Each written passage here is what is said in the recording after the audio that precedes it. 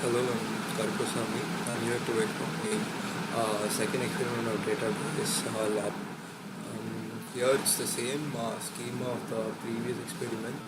There are 5 tables: customer, order line, product, supplier. First we have to create a table of the schema. Tables from the schema. So here I'm giving create table customer, which is the first table, and I'm giving all the column, the data type, and the length of the data that has to be accepted inside the column and everything. So this is the entire query, and I'm actually dropping the other tables here, which was already created, and creating them again. You can see all this here. Here what I'm doing is, here they've given the data set, so we have to just enter all the data into the database, into the table. So the query here that has to be given is insert into the table name and values, and inside the bracket you have to give ampersand along with the column's name. Or you can actually give, directly give the values of the column, but instead you can actually opt for this, because this will all get over once. The database by itself will ask for each and every single data that has to be entered, so it's actually simpler using ampersand. So, and as you can see, I'm entering here one John Doe, his address New York, NT, or everything that's given here, and the second one, the third one, and the fourth one. So this is the second one, this is the third one, and this is the fourth one, and the entire table is not created, complete with the data.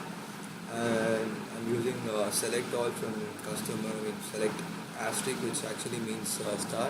You can actually be more specific using a column name. It will only display the column name from the table.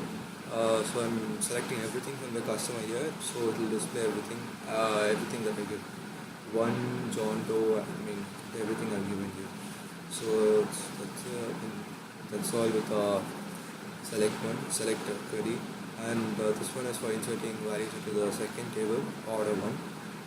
It's the same thing over and over again, using ampersand, column name, and it's asking for asking the value for order ID, order date, and everything.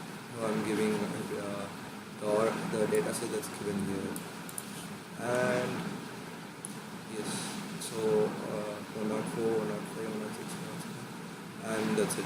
Here I've completed the order one table, and going to the order line table. I'm doing the same thing here and giving these set of values, and then I'm going to the product table,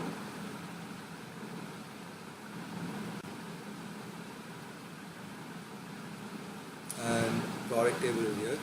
I'm giving the same numbers, so the database will ask me for all the single values. I've given everything now, and I've used this to display the data of order one table, and you can see this is the same as it's given here, and this one is of table order line. So here we've used var and price greater than 100. This is actually a sort of a clause where the database displays displays all columns where price is greater than 100.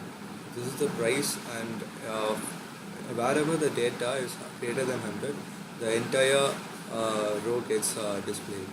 And here select all from supplier where rating is greater than or equal to 5, order by rating. Okay. So here what happens is the rating has to be greater than or equal to 4, and order by rating will actually group all the rating together, like you can see here. So 4 will get grouped together. Actually, the first one is SID and the second one is rating, and you can see the second thing. The rating is 5 and it's separate. So that's the use of order by rating.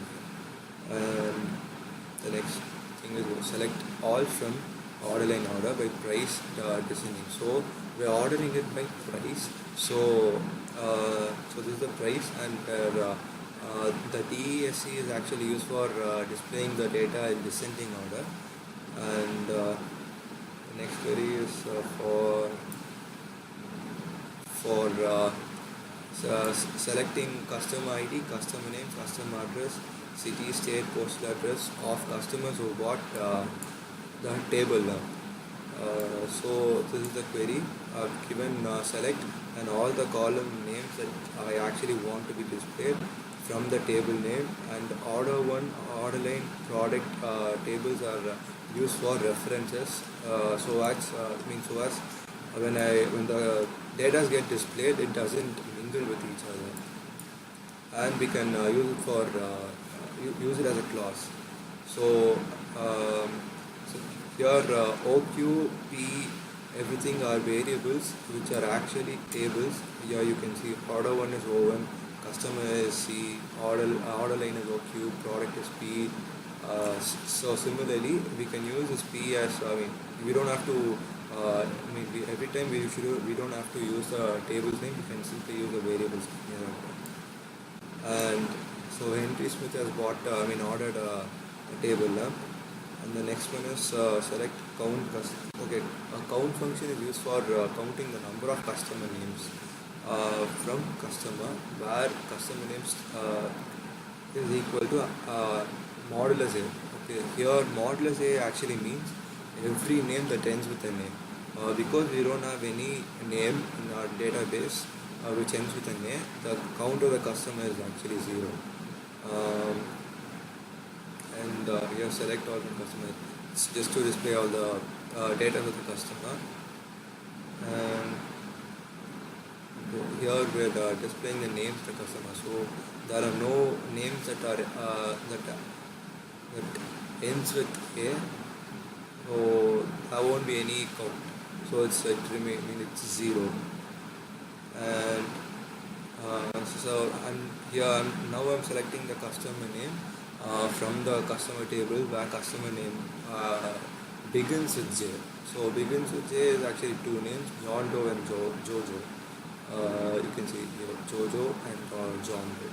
Two names are there, and they'll get displayed. And here this query is for displaying the customer name who have ordered more than 15 quantities. Less than 15 quantities actually.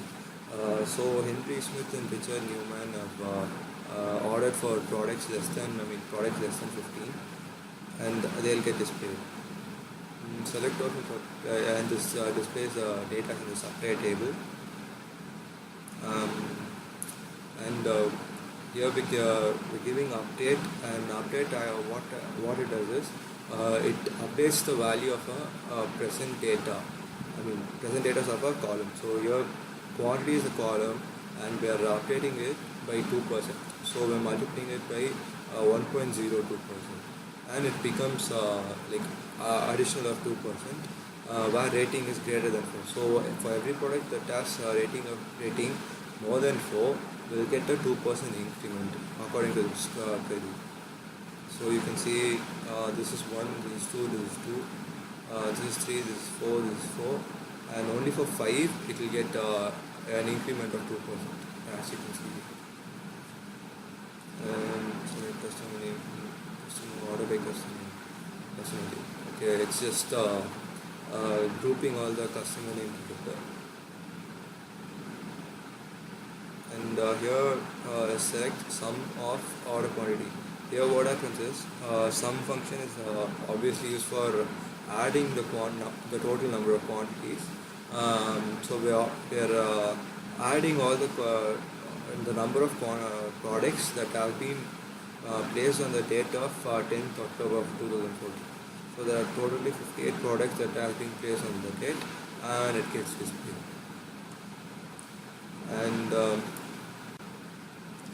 And this query is for products that has an ID of 1000.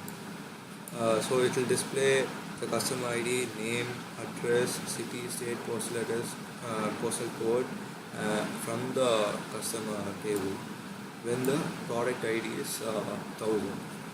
And thanks. That's it.